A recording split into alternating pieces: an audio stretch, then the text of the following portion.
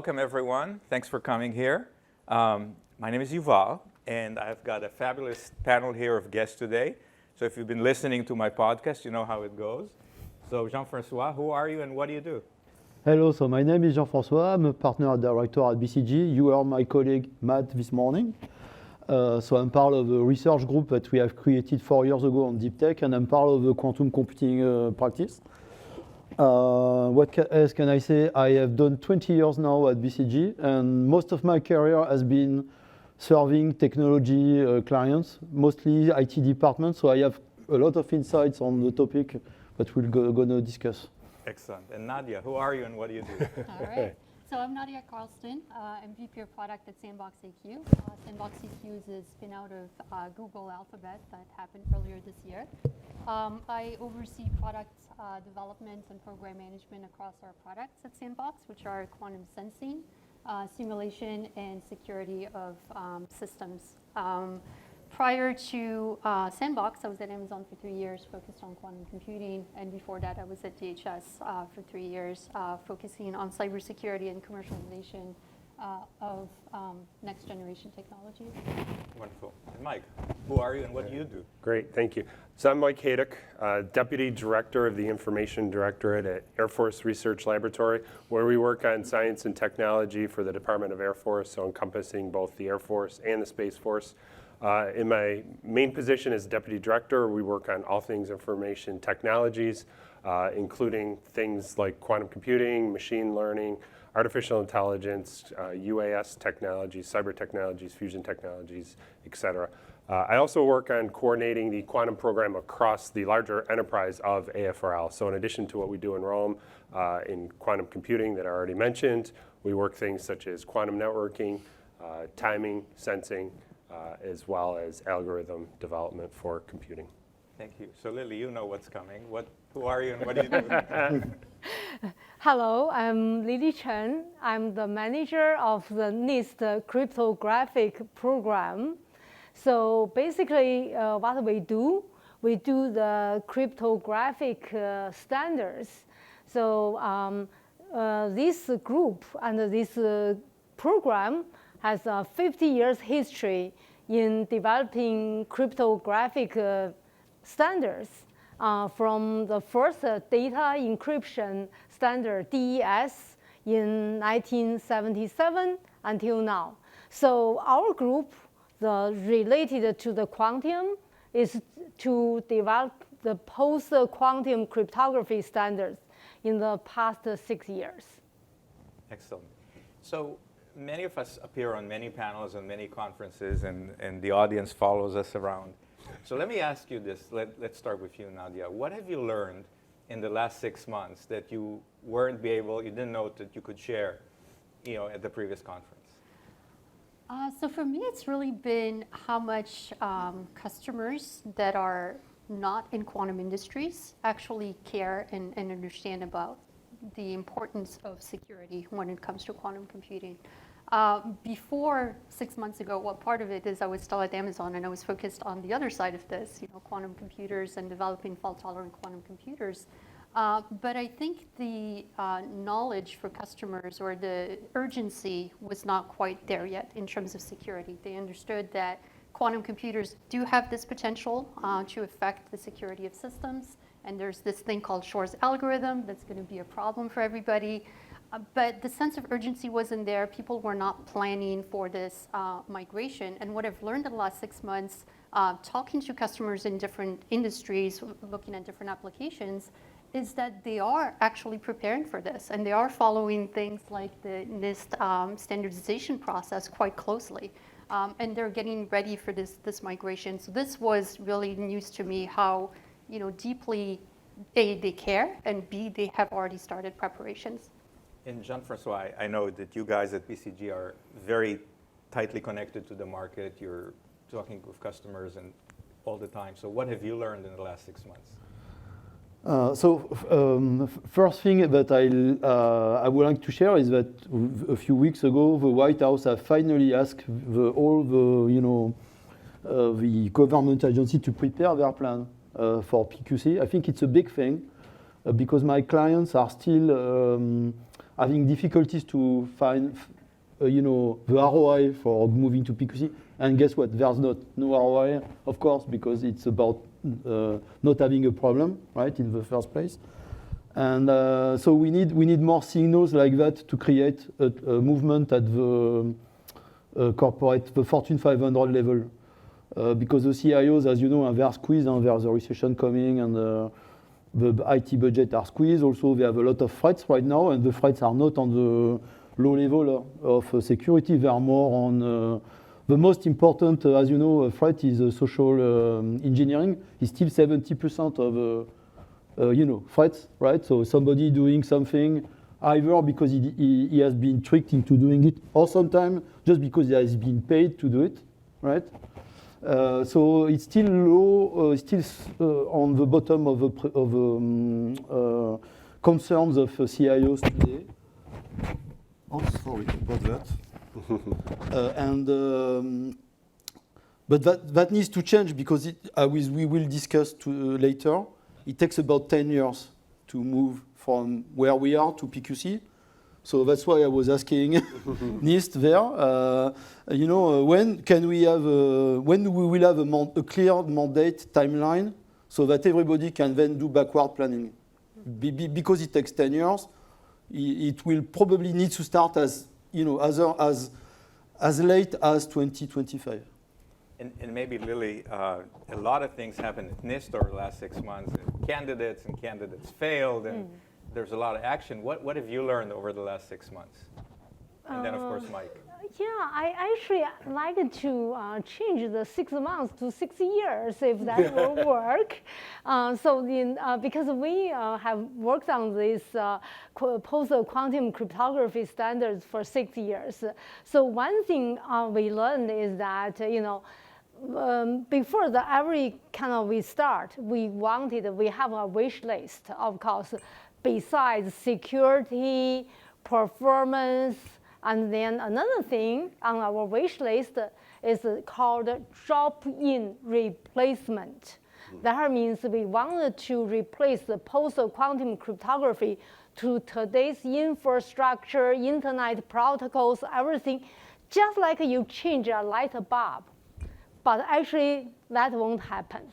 So the new post-quantum cryptography has new features, new properties we need to deal with. 6 months, yes, Psych, one of the candidates. Remember, this is not a NIST selected. One of the candidates on the first round was broken. It's not a surprise because we know that that category has been kind of new. It's called assignee-based cryptography. But on the other hand, it shows that this is a very new area, and that mathematics, that category of mathematics is new. So never, expect everything is absolutely secure. We need to work very hard, and we call everyone to try to attack the current algorithms so that we will gain confidence.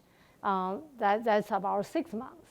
Okay, and Mike, please, same question. Yeah, I'll just kind of tag on, follow on to what everyone's already said. But from the Air Force perspective, from AFRL's perspective, in the PQC world, we're really fast followers, right? So we're not doing actual R&D on the algorithms, leave it up to our partners to do that kind of work. But we're looking at how we're going to adapt those and use those in Air Force systems. So as was mentioned, National Security Memorandum 10, NSM 10. I have to throw in acronyms from the Air Force. That's what we do. So issued in May, a lot of great things in there. Policy directive, really looking at a few different things. One, leadership in this category, not only the U.S., but how we partner internationally to push the field forward, as well as protecting the field through tech protection policies, keeping things away from our adversaries, and then certainly protecting cryptographic systems is a critical piece of that, and how we're going to implement it.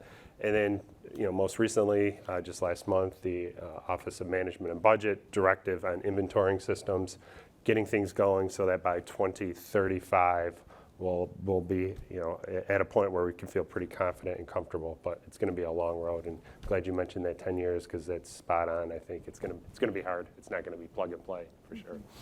So in quantum computing, the way vendors sell is they say, well, quantum computers one day are going to be doing all these great things. They're useless today, but you should really get into it to start learning. And my sense is that in the security field, this is about SNDL. You know, oh, they're stored now, decrypt later.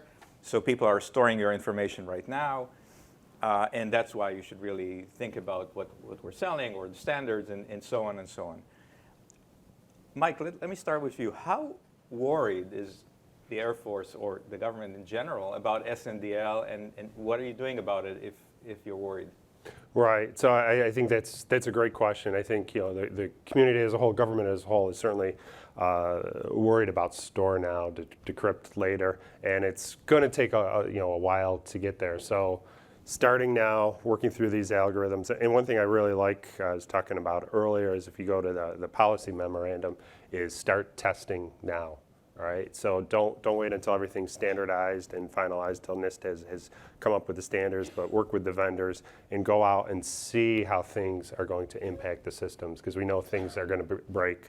There's going to be bottlenecks, there's going to be slowdowns, so what can we do about that? So I think there's a lot more work that needs to be done along the way, but it's imperative that we start now for many reasons, not only to store now, but looking down the road, how long it's going to take. And the thing that worries me is there's so many systems out there impacted that we probably don't even know about, hence how long the inventory is going to take. And if you look at that about every year going through inventory and just further going along and finding not only the high value assets as it's called, but other systems that could have a significant impact as well.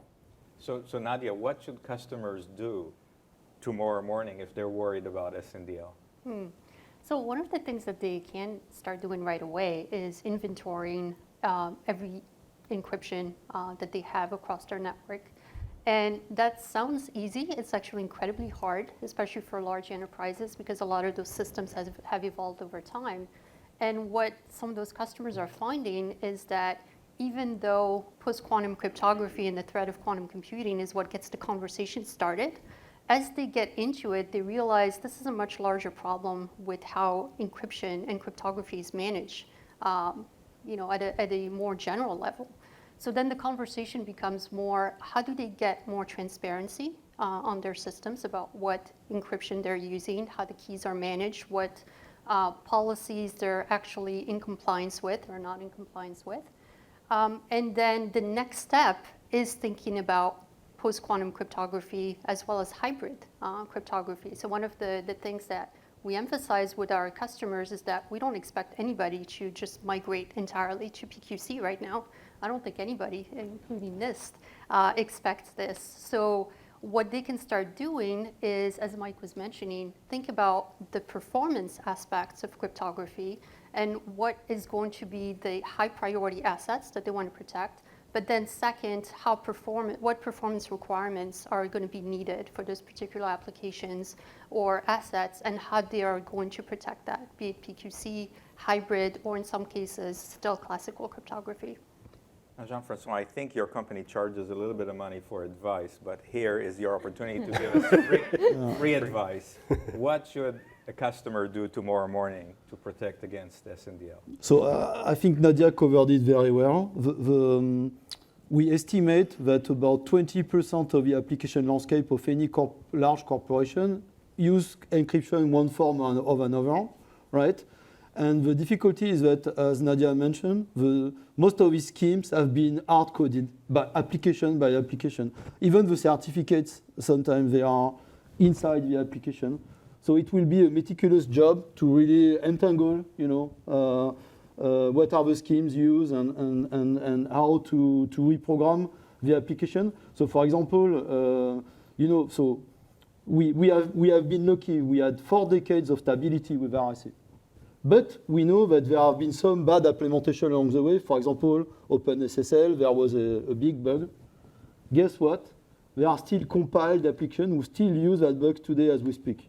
Yeah, I'm not kidding. And the reason is because, again, these things have been compiled a long time ago. They've been used somewhere, and nobody bothered, right? Nobody bothered. I have a client, for example, in the automotive industry. So they are in luxury market, right? They sell cars to the US. Their dealer use an application that uses obsolete certificates. They know it. but the guy who programmed it left like a decade ago, and they didn't find the funds to rewrite the application. And that's even a business problem, because the certificate at some point they are just going to work anymore on the browser. That's it, right? So think about the complexity, the maddening complexity that they will face when we will need to switch. So really, inventory is like the first thing to do. There are really immediate things you can do to if you really have applications that are at risk, you really believe that they are at risk, you can switch to symmetric encryption if you can. If possible, symmetric is still protected. It's asymmetric because once you get the key, then you can find the private key from the public key. So symmetric encryption you can use now, and the protocols are very well known. And one thing also that I like, but it applies only, and maybe you can talk about that. You can use QKD also, which is a good. At the end of the day, it uses symmetric encryption, right?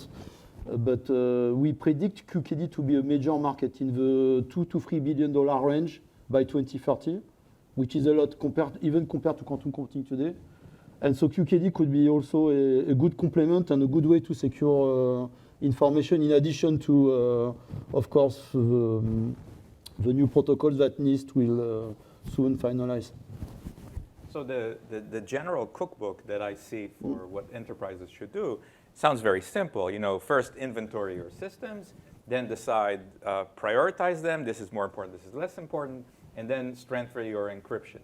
Part of the problem in strengthening the encryption is Lily over here, which they're waiting for the standards, right? So you're very much involved in the NIST standards process for quantum. And you've been doing it for a number of years. What is the most surprising thing for you? What has most surprised you during this process about what happened or didn't happen with the standards? I will, of course, to make a few comparisons, because myself was involved in 1990s about the first generation of the public key cryptography. If you remember RSA, they have the RSA PKCS number 1 until 15, those history. Then the one thing surprised me is that today so many people involved, from academic to industry and to government, because today public key cryptography has been used everywhere, and then that's why people realized this is something we need to do right away. So that's involvement. And another comparison is to compare that with NIST AES competition in 1997 to 2000, and also the AES, the NIST SHA-3 competition from 2007 to 2010. So one is for the block cipher, and another is for the hash function. So the PQC, we have been very reluctant to call it a competition. Why? Because it's just too complicated. It's overwhelmingly complicated with so many factors. But still people call it, NIST PQC competition. So when we say the competition, we just say quotation mark of the competition, And it turned out the details and the complications surprised us compared with the AES competition and the SHA-3 competition. So before we continue, I want to take a short break and ask you this. If you could have dinner with one of the quantum or encryption greats, dead or alive, and don't get me started on dead and alive, who would that person be? Jean-Francois. I mean, that's easy. I would say Peter Shor, because of course he came up with the original algorithm. Peter Shor. Peter Shor. Yeah, he came up with Shor's algorithm, and I would be interested to hear from him what he thinks, because so as we discussed, the problem that we'll have with the new algorithm is that we will not be sure 100% if another Shor comes in and figure out a way. Oh, actually, of course, there's a Fourier quantum transform. I can, do amplitude amplification, and voila the answer, So it might happen on the new algorithms, and I would be interested to see what he thinks about that for sure. And Nadia? I think I might have to tag along with Jean-Francois because I would also pick Peter Shor, but for a slightly different reason. Obviously, Shor's algorithm, everybody knows the impact on the conversation we're having today, but he's also had a tremendous impact on error correction. So he's one of the inventor of the CSS stabilizer codes, and error correction is going to be the key to the fault-tolerant quantum computers that we're all worried about from a security standpoint. So I think from that standpoint of having impacted the two sides of this field, that would be a very interesting conversation. And Mike? So that's a great question. So I had a couple things in mind. Peter Shor, of course. So I'll go a little different. Someone that actually be speaking tomorrow, John Preskill, Professor Preskill. I think he's a great resource for the community who's done so much pioneering work in actually making things a reality, but yet can sort through that. And in his talks, always talks about what is feasible versus what is hype, which is what is impractical. So I just love to pick his brain. Lily? You can have lunch with him here Friday. So I think the Peter Shor is going to sneeze now because so many people are talking about him. Well, of course, but I like to put the Peter Shor together with Ravis, RSA, Shamir, and Adelman together in the same dining room to see how the RSA made the century milestone, the breakthrough in the cryptography, and how Peter Shor and changed the direction of public key cryptography. And I can tell you that these are clearly security people, because when you ask quantum computing people, it's always Feynman. And if it's not Feynman as the first choice, I had someone says, well, I really want to have dinner with Dirac, but Dirac was not a good conversationalist, so could we also have Feynman so there'll be some action? So going back to the evolving standards, one of the things that the industry talks about is quantum agility, or crypto agility. Crypto agility, which basically says, well, we don't know what the standard is, so you should really put stuff in software to allow that. And I know that some people in the audience have sort of a combination of firmware, software, hardware to do that. Let me start with you, Mike.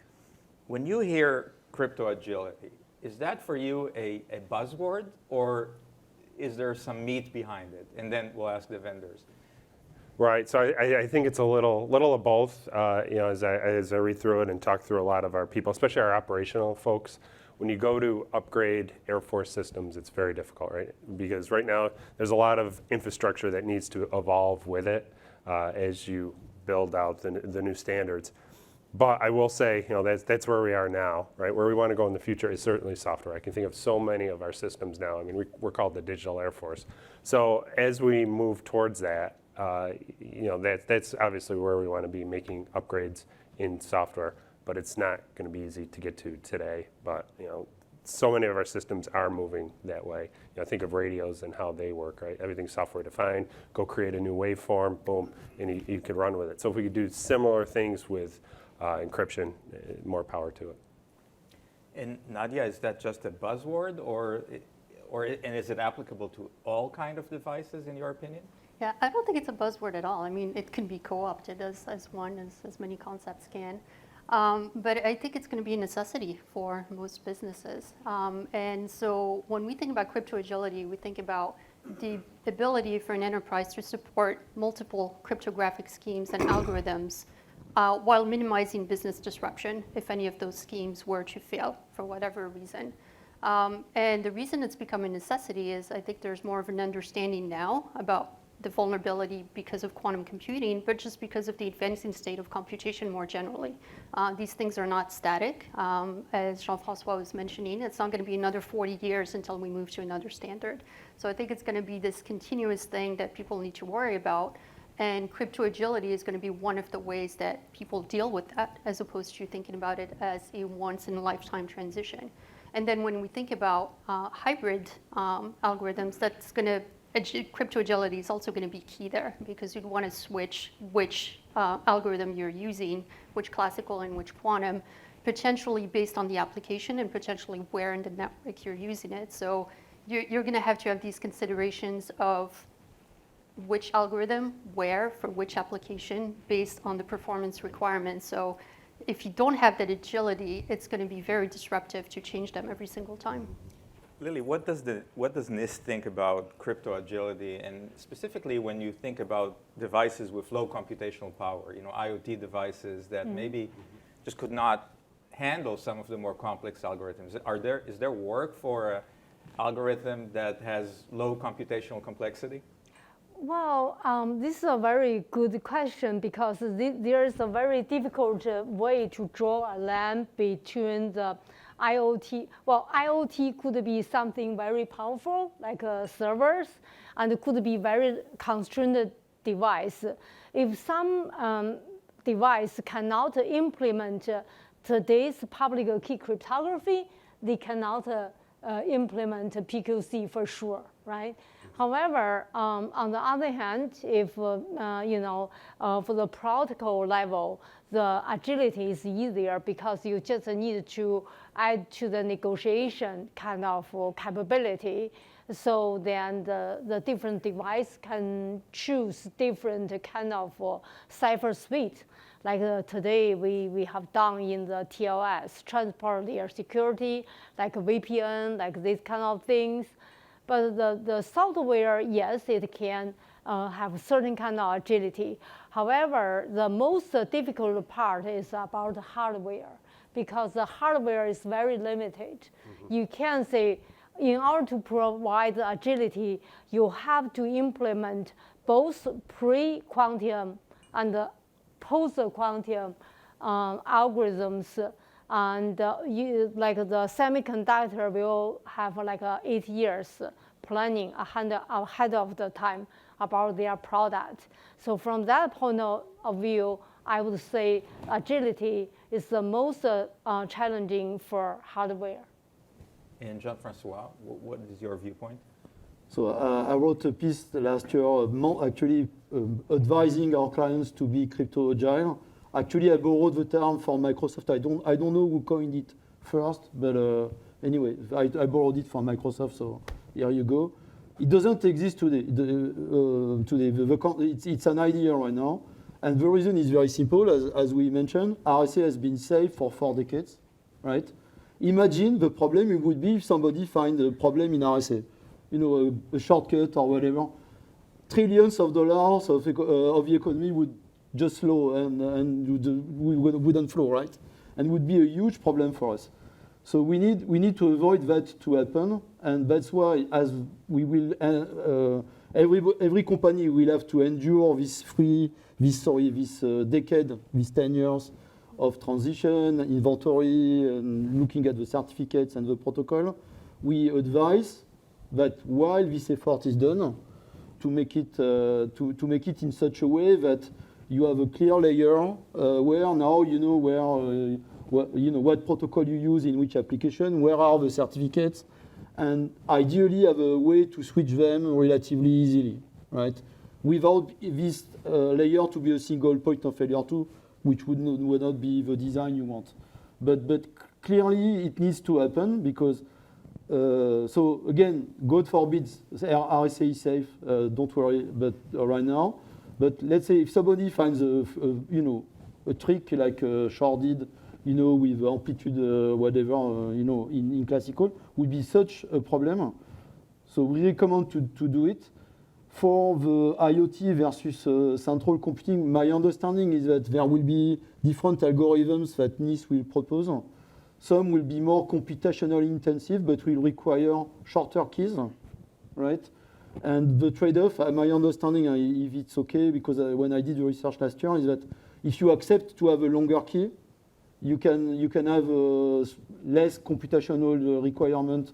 So probably for IoT, we'll go for longer key and lower computational requirements. Yeah. One of the things I'm hearing is both because RSA is stable and because the quantum-related standards are dynamic or in flux or could be broken, then a lot of people are advising a hybrid strategy where you have quantum together with more classical encryption. Lily, is NIST working on any standards for these sort of hybrid modes? And then maybe Mike, are you interested in having standards for hybrid modes? So I probably will first, and then Mike can add up. So from NIST point of view, whether to use hybrid mode is the decision for the application. Because if application, the performance and their resource allow them to implement two algorithms. One is pre-quantum, one is post-quantum. That means at least double the effort, double the resource. Then NIST will accommodate their choice. So what we said that we will accommodate the choice. Right now we have some standard like the key derivation function that allow to input two shared secret. One probably from Diffie-Hellman, RSA, and another from post-quantum cryptography, Kyber. They put them together and derive a key and use it for encryption, right? So NIST currently accommodates that. However, the decision is on the application side to make that decision.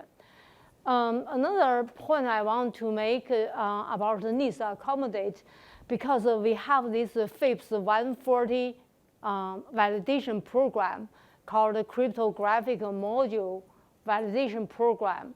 Right now, the only pre-quantum algorithms are approved. Then there are some stage, both pre-quantum and post-quantum are approved.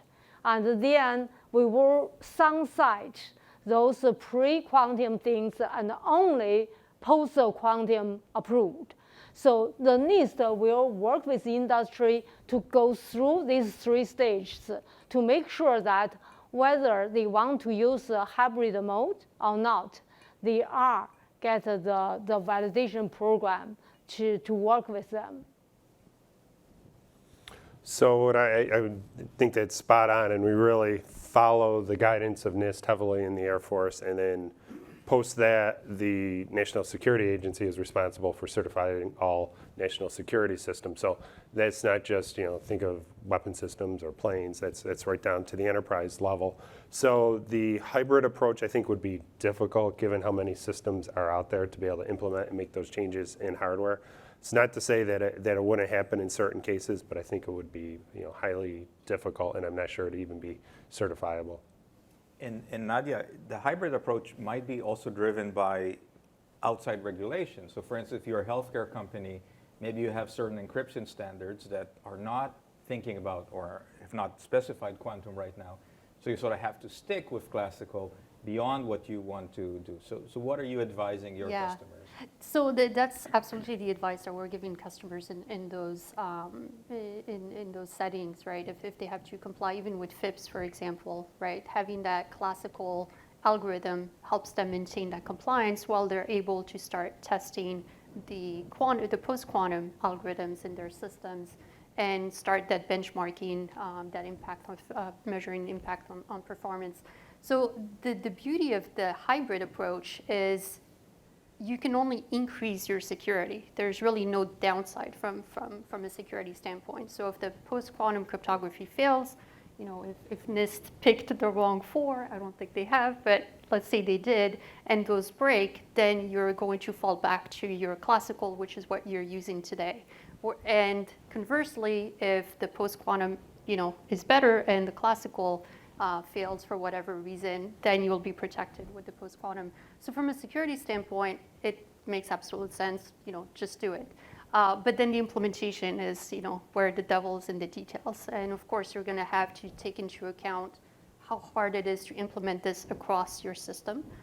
So we advise customers to, again, identify what the highest assets are, and then prioritize which one should be protected that way. Not everything should take that approach because it would just be too burdensome for enterprises. And we're here as security people talking about this in a very abstract way, but one of the things we have to remember is what customers care about at the end of the day is making sure that security is not disrupting business. So if we were to standardize or mandate a hybrid approach that was very burdensome to implement or introduced latency or other performance degradation, then in a way we would be doing a disservice to security as a whole because it would find a way to work around it.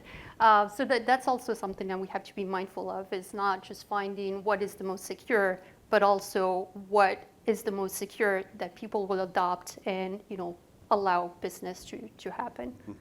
So at this stage, I normally would ask you what's your favorite ice cream, but let me ask you a simpler question.